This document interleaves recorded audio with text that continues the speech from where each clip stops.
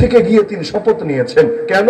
তিনি শাহবাগের পক্ষে দালালি করেছিলেন, তিনি প্রথম আলোর বিশেষ চামচা ছিলেন, তিনি বিগত দিনে ফ্যাসিবাদের পা চাপতে চাপতে জিহ্বাকে ক্ষয় করে ফেলেছিলেন। ভালো কথা, উপদেষ্টা হয়েছেন। কিন্তু এই দেশের অধিকাংশ মুসলমানের দিলের চাওয়া এবং দিলের আদর্শের প্রতিনিধিত্ব করে এমন কয়েকজনকে সুযোগ দেওয়া হয়েছে কথা বলার, এমন কয়েকজনকে সুযোগ দেওয়া হয়েছে এই জাতির খেদমত করার, অথচ এই দেশের আপামর জনসাধারণ, আমি ওই এলিট শ্রেণীর কথা বলছি না, ওই কথিত সুশীল আর প্রগতিশীলদের কথা বলছি না, পাড়ায় যান, মহল্লায় যান, গ্রামে যান, মফস্বলে যান, কৃষককে জিজ্ঞাসা করেন, শ্রমিককে জিজ্ঞাসা করেন, দিন মজুরকে জিজ্ঞাসা করেন, অধিকাংশই বলবে তারা ইসলাম চায়, অধিকাংশই বলবে তারা শরীয়ত চায়। কারণ তারা জানে পৃথিবীর সবাই ঠকাতে পারে, আল্লাহ ঠকায় না। পৃথিবীর সবাই ভুলভাল বুঝাতে পারে, আল্লাহ ভুলভাল বুঝায় না। এখন আল্লাহর দেওয়া প্রেসক্রিপশন, এখন মানুষের বানানো প্রেসক্রিপশন, আল্লাহর বান্দা যেমন তুলনা হয় না, আল্লাহর দেওয়া আদর্শ আর বান্দার বানানো আদর্শ তুলনা চলতে পারে না।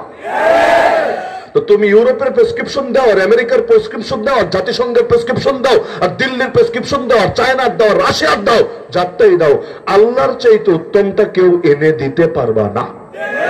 ওরা দুদিন পর পর এক একটা বানাবে, নিজেরাই বানাবে, নিজেরাই তালাক দিবে। সোভিয়েত ইউনিয়ন যে সমাজতন্ত্রের চর্চা করত, ওই সমাজতন্ত্র কোথায় হারিয়ে গেল? ওরাই কেন এর বিরুদ্ধে অবস্থান নিল?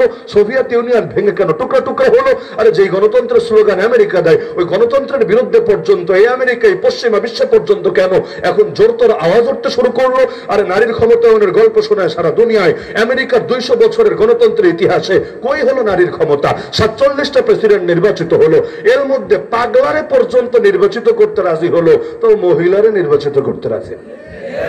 বলবেন ভোট দেয় না? ভোট দেয়, ভোট দেয়, বহুত দেয়। হিলারি ক্লিন্টনকে 30 লাখ বেশি ভোট দিয়েছিল, 30 লাখ, একটা দুইটা না, 30 লাখ। কিন্তু পপুলার ভোটে তুমি যতই আগায় থাকো লাভ নাই, দরজা আগ থেকেই বন্ধ। আর একটা নাম দিয়েছে electoral vote, electoral college vote.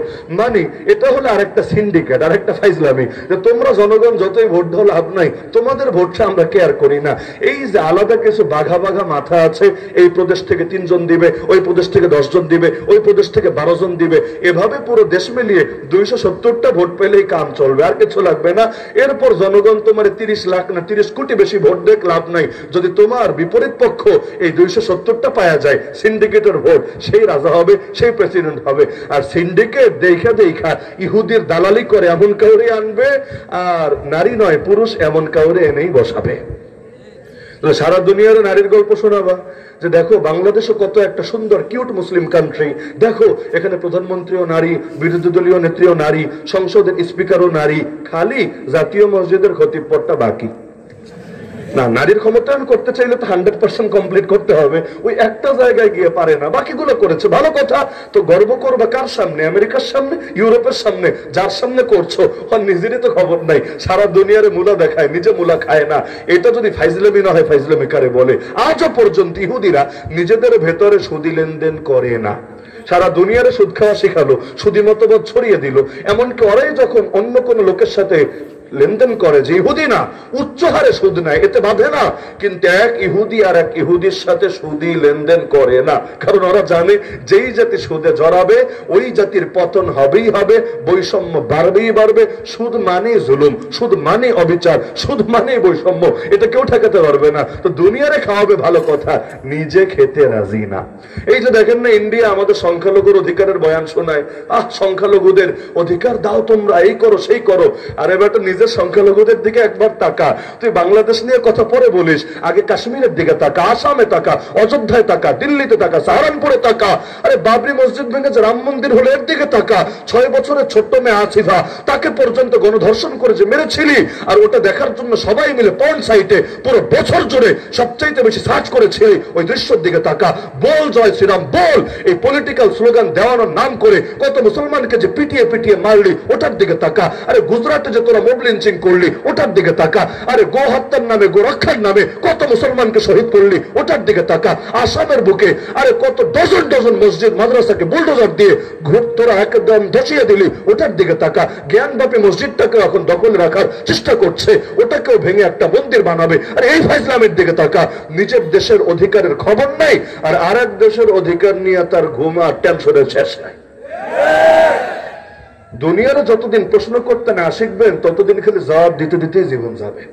আপনারে গালি দিবে মুসলমান মানে জঙ্গি, আপনি বলবেন না না না আমি তো জঙ্গি না, আমি হলাম ভালো মানুষ, আমি সুশীল, আমি প্রগতিশীল। ও বলবেন না তুই জঙ্গি, আপনি বলবেন না আমি জঙ্গি না, দেখ আমি ইসলামের বিরুদ্ধে প্রয়োজনে চলে যাচ্ছি, তাও আমার জঙ্গি বলিস না। এরকম ডিফেন্ড করে করে কয়দিন খেলবেন? আরে উল্টা অ্যাটাক দেন ওদেরকে, আপনারে বলবে জঙ্গি, আপনি প্রশ্ন ছুড়ে দেন আরে জঙ্গি মানে কি ক্লিয়ার কর আগে, তুই বলবি যে ধর্মের নামে সন্ত্রাস করে তারে জঙ্গি বলে। এটাই যদি অর্থ হয় ইসরায়েলের ইহুদিরা জঙ্গি না কোন দুঃখে?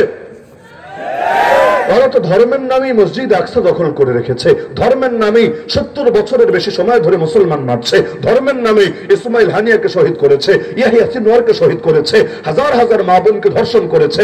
ওরা চায় একটা ধর্মরাষ্ট্র বানাবে, ওরা নাস্তিকতা প্রতিষ্ঠা করতে চায় না, ওরা চায় ইহুদি রাজ্য বানাবে, ওরা চায় দাজ্জালি স্টেট কায়েম করবে।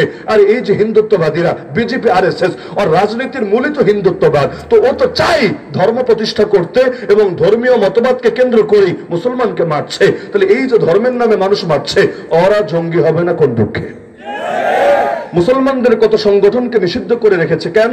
এরা নাকি জঙ্গিবাদ ছড়ায়। তো ইসকন কি ছড়ায়? এরা যদি জঙ্গিবাদ ছড়ায় ইসকন কি ছড়ায়? আরে যদি গরম গরম কথা বলার কারণে এদেরকে নিষিদ্ধ করে, এর চাইতে গরম কথা খারাপ কথা ওরা বলে। যদি কালেমার পতাকা ওড়ানোর কারণে এদেরকে নিষিদ্ধ করো, গেরুয়া পতাকা ওরা বাংলাদেশের পতাকার উপর উড়িয়ে দিয়েছে।